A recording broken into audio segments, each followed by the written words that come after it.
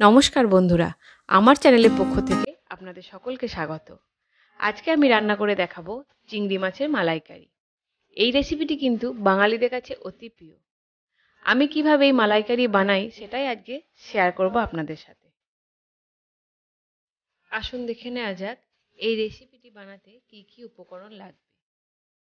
এখানে আমি একটা বড় সাইজের টমেটোকে পেস্ট করে নিয়েছি, আর নিয়েছি দুটো ছোট ছোট পেঁয়াজ, ওটাও পেস্ট করে নিয়েছি। রান্নাটা করতে আমি একটু ঘিয়ের ব্যবহার করব। এখানে আমি 2 চামচ মতো আমুলের ফ্রেশ ক্রিম নিয়েছি, 1 চামচ ধনে গুঁড়ো, পরিমাণ মতো লবণ, 1 চামচ কাশ্মীরি লঙ্কার গুঁড়ো, 1 চামচ হলুদ, হাফ চামচ গরম মশলা, 4টে মতো কাঁচা লঙ্কা, 2 চামচ চিনি, আর ফোড়নের জন্য দুটো তেজপাতা, এলাচ, লবঙ্গ, দারচিনি, আর হাফ চামচ মতো জিরে।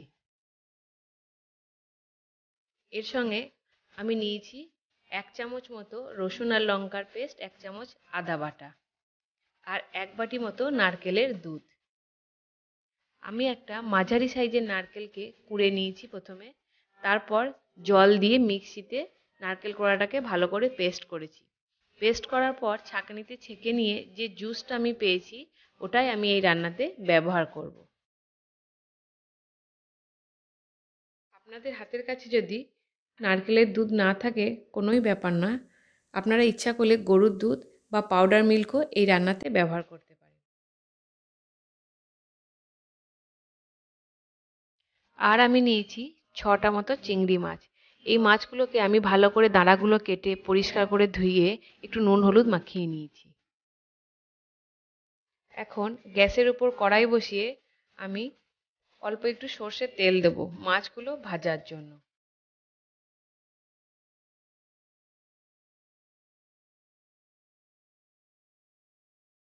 তেলটা গরম হয়ে গেছে, আমি একে একে সব চিংড়ি মাছগুলো তেলের মধ্যে ছেড়ে দিলাম। চিংড়ি মাছগুলোকে আমি কিন্তু খুব বেশিক্ষণ ধরে ভাজবো না, কেন কি খুব বেশিক্ষণ ধরে ভাজলে চিংড়ি মাছ একটু শক্ত হয়ে যায়। অল্প একটু নাড়াচাড়া করে কালার চলে এলেই আমি এই মাছগুলো উঠিয়ে নেব।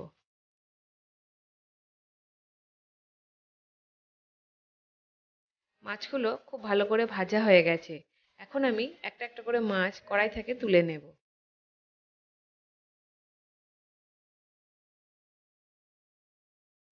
মাছগুলো উঠিয়ে নেওয়ার পর কড়াইতে যে তেলটুকু ছিল তার সঙ্গে আমি 1 চামচ ঘি অ্যাড করে দিলাম।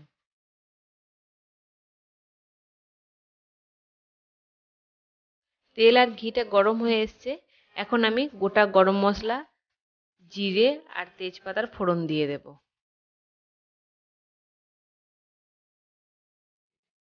ফোড়নটা থেকে একটা খুব সুন্দর গন্ধ বেরোতে শুরু করেছে। এবার আমি পেঁয়াজ বাটাটা এর মধ্যে দিয়ে দেব এবং ভালো করে কষতে থাকব। গ্যাসের ফ্লেমটা আমি লোতে রেখে মশলাগুলো সব কষবো। এটা বেশ ভাজা ভাজা হয়ে এসছে, এখন আমি টমেটো বাটাটাও এর মধ্যে দিয়ে দেব।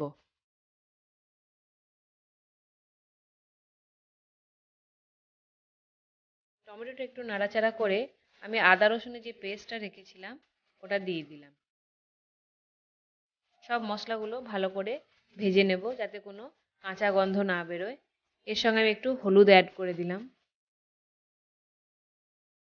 আর যে ধনে গুঁড়ো এবং কাশ্মীরি লঙ্কা গুঁড়োটা আমি নিয়েছিলাম ওটাও এর মধ্যে দিয়ে দিলাম।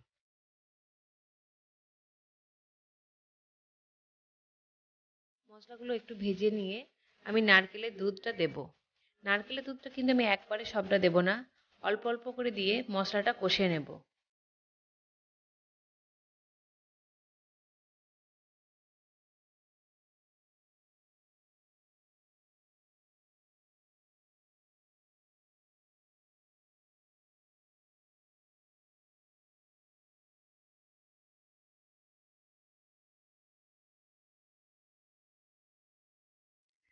নারকেলের সব দুধটুকু দেওয়ার পর আমি এতে পরিমাণ মতো লবণ অ্যাড করব।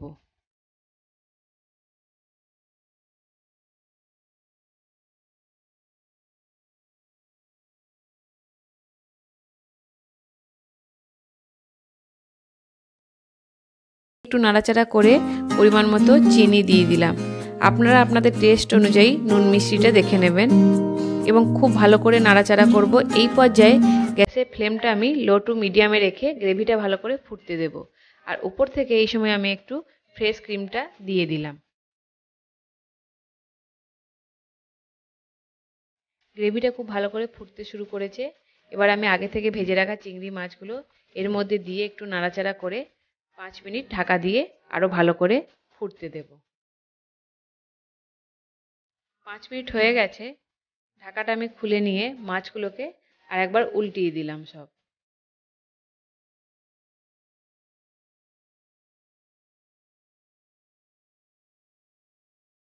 মালাইকারিটা পুরো রেডি হয়ে গেছে।